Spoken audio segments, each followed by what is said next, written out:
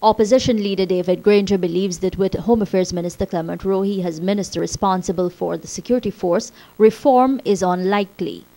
The opposition parties have been calling for the resignation of the minister following the Linden shooting in July. A motion of no confidence in the minister was passed in the House earlier this year.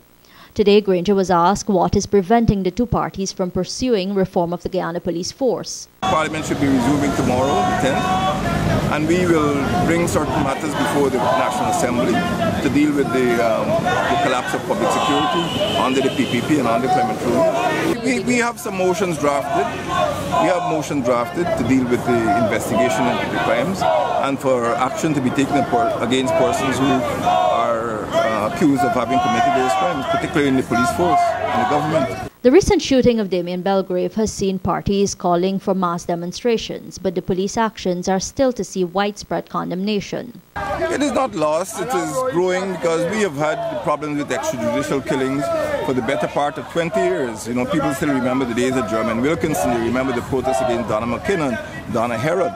So we have been protesting.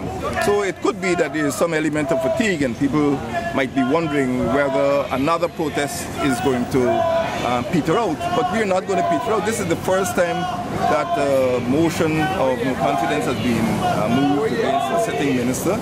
And this time they've gone too far. The office of the president was the scene of a picketing exercise today as a Partnership for National Unity continued its calls for Minister Rohee to resign.